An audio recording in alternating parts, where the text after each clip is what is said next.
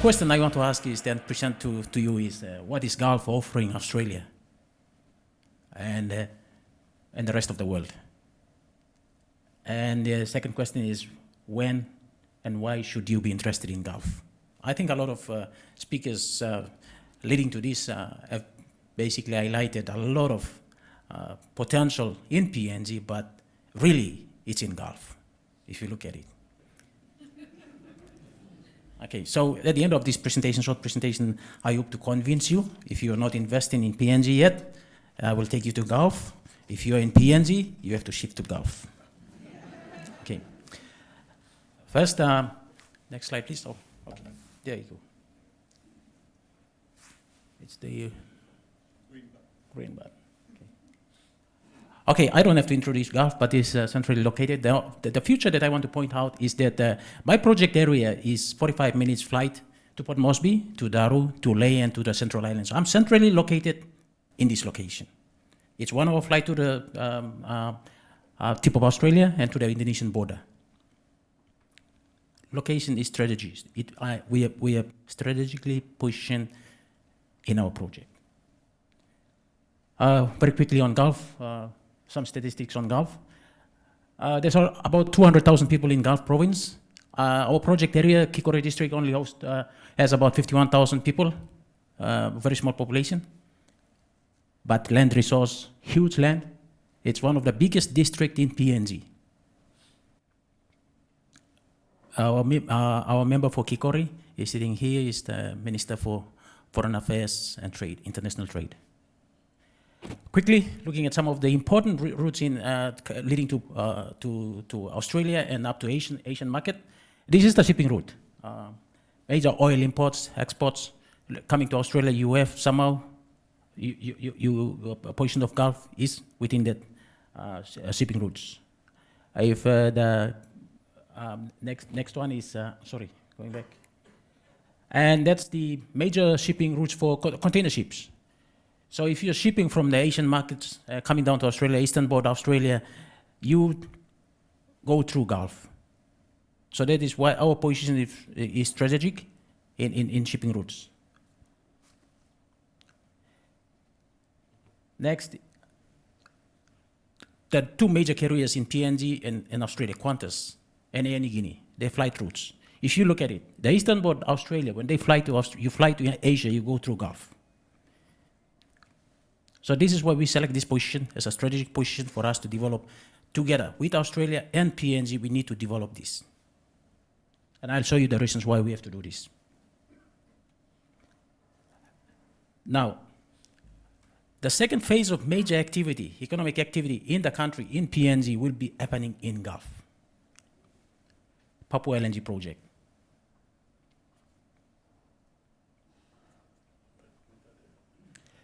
Now, resource base, natural resource base.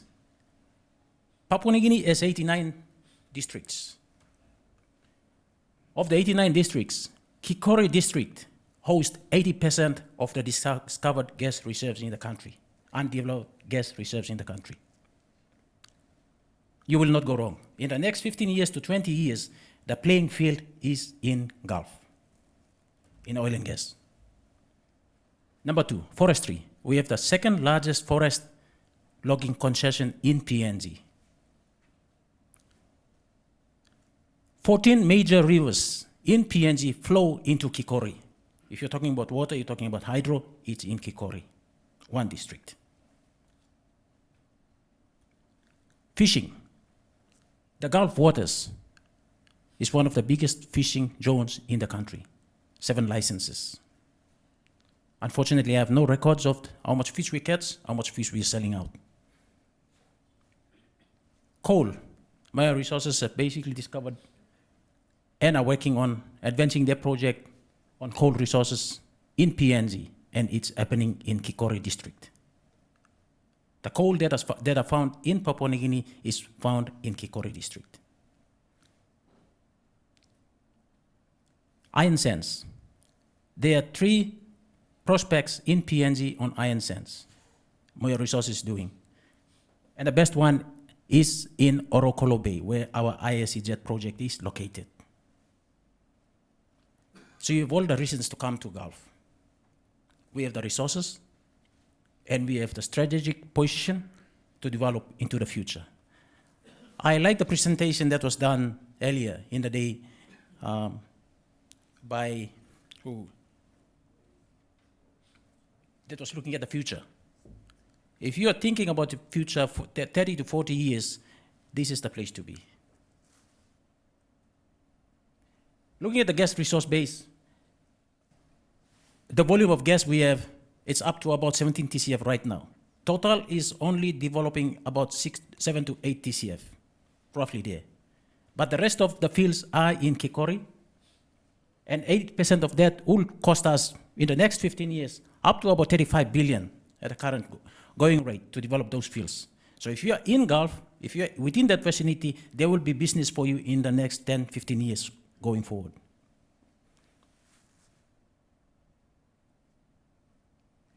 Now, government is doing some projects in Kikori, in Gulf, and the private sector. Papua LNG project is one of them, it's in Kikori. Pasca offshore field will be the first LNG project, or gas project offshore. It's in Kikori waters.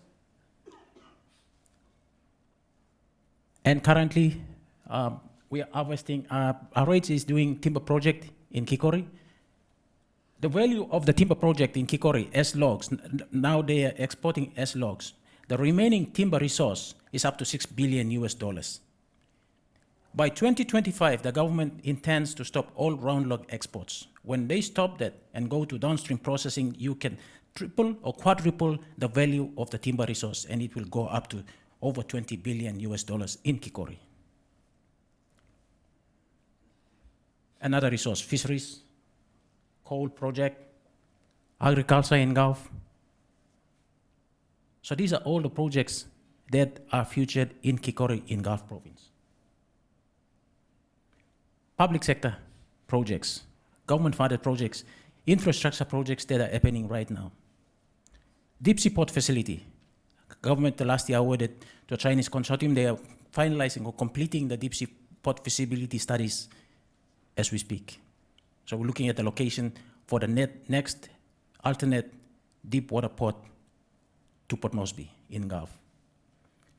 The fiber optic cable going from Port Moresby up to Kutubu, across Kikori. That is the infrastructure that is waiting for us, and we will run it. We will use that facility. Phase 1 of the missing link roads from Port Moresby all the way up to the Highlands. Phase 1 has been completed.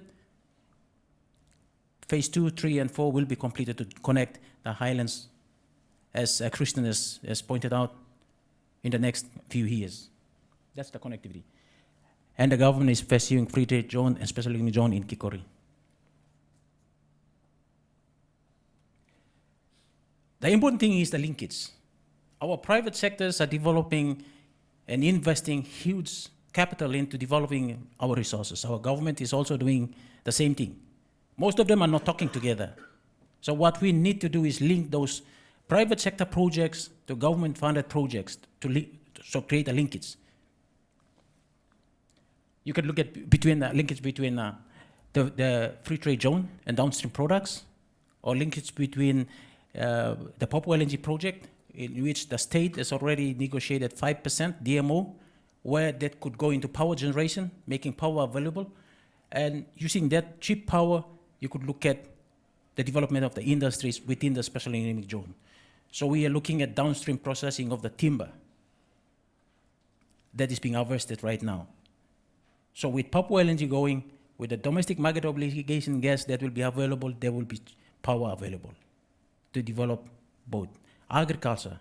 So when we have power, we have water, then we can process agriculture and export them to our clients outside.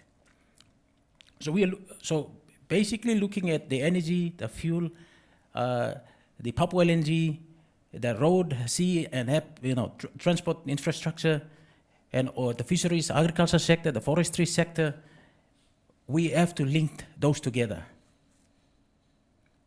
So what we are doing is putting an envelope around all this and creating a special economic zone.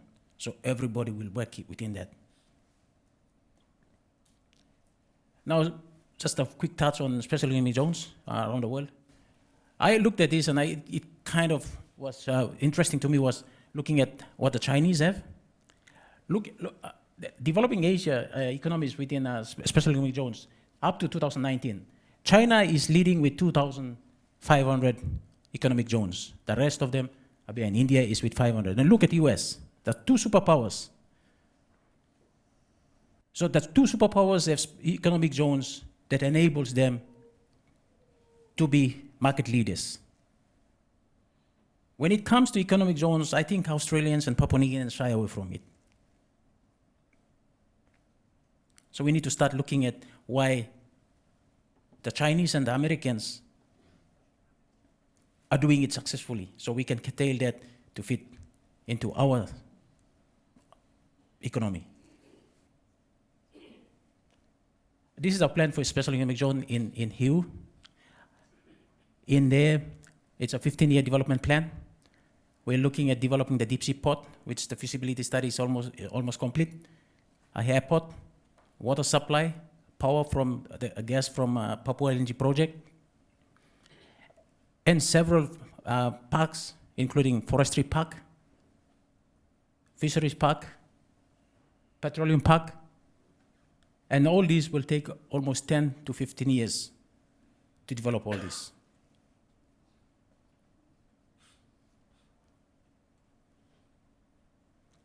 The key infrastructure projects that needs to go into this are deep sea port. We are currently looking at a jetty facility that could be deployed quickly within the next 2 years, and access roads, international airport, starting with the with upgrading of the existing airport strip, power, water, sewage, and industrial township. These are infrastructure projects that we are looking at to develop as backbone infrastructure for the Ihu Special Economic Zone. And we need partners in this to make any, to develop this in the next 5 to 10 years. And we are not looking at just infrastructure, we are looking at very good infrastructures where international communities will come in, where operators from around the world will come in. We will make land available, and there will be concessions because you are operating in a free trade zone within a special economic zone. So these are the plans that we have, and these are we would like to make this available to operators who come in to join our special economic zone project. Now this is an ambitious, very highly ambitious project, and the cost is very high.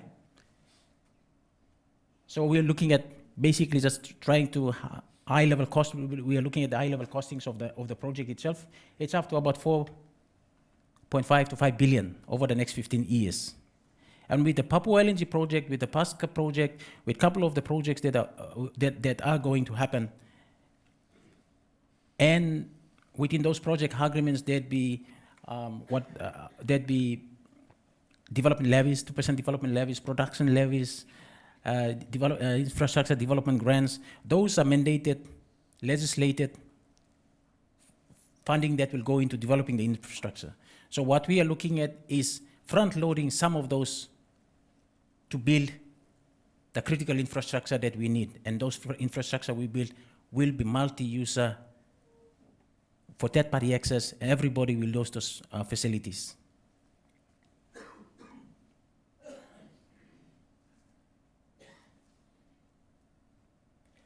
And just a forward-looking statement, futuristic. In 2014, when our first gas went out, before 2014, our balance of trade, our exports was around 2 billion.